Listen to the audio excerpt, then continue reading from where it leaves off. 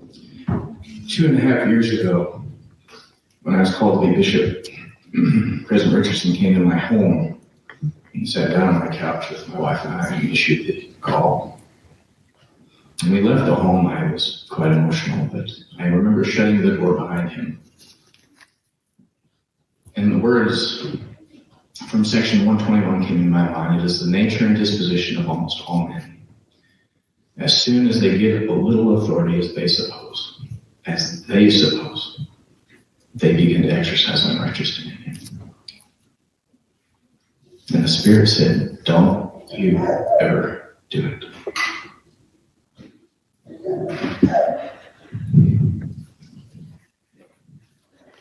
And I've thought about it, and I never have.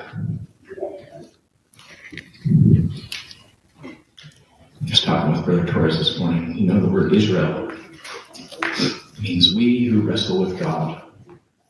I want to tell you about a wrestle I've had.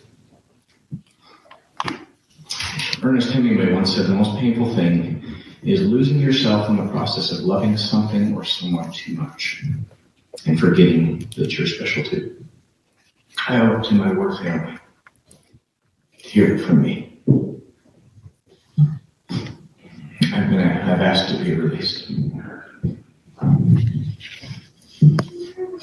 Not because of some sin, not because I'm hiding something. Not at all. There's just a few things that I've been required to do that I personally cannot morally stand by. I can't. So I need to step down for me and my family's well-being.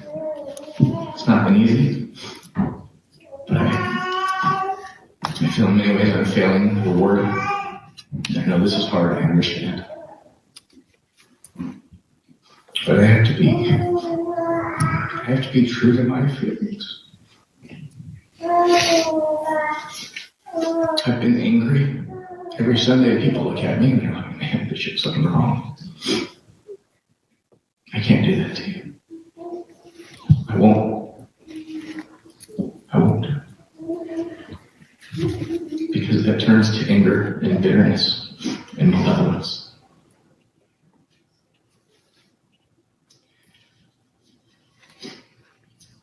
I've got written down a few things, if it's okay if I could just share my thoughts. Sometimes due to church culture, we feel that we're not supposed to turn down or step away from a calling. I wish I'd known it was okay to say to myself,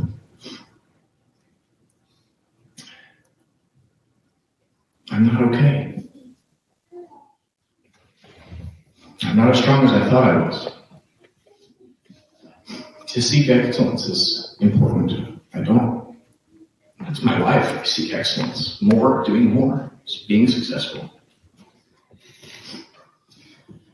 It's so much more important to know that you're okay. And I haven't been okay.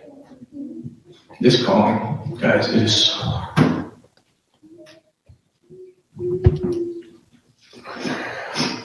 You have to keep everything to yourself.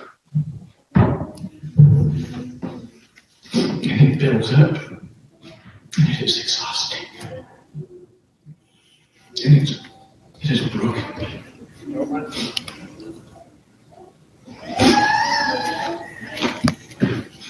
I didn't have good parents.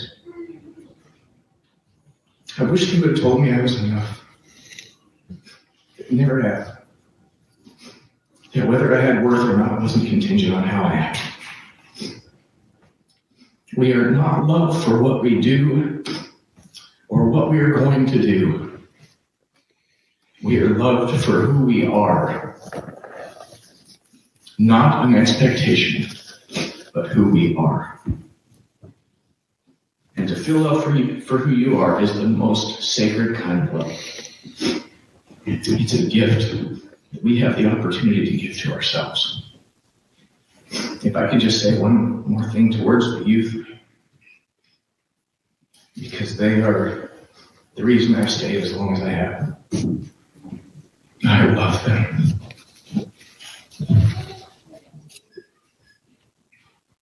If there's ever injustice in the world, young men, young women, there's not many here, but listen. If there's ever injustice in the world, fight it. If there's ever a bully somewhere, stand up to it. And if you ever have something to say, say it. Just say it. Don't fear. Fear. Get rid of fear. And if you don't have any, and if you don't want to do that, that's okay. You're still enough. Instead of judgment, choose compassion. Instead of division, see everyone as you living a different life. And remember, maybe I'll say it like Alma, and remember, if you're enough, everyone else is too.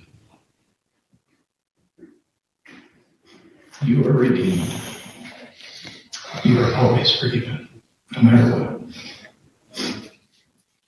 Jesus was a man who came to know the Christ. Seek Christ. Seek only Christ.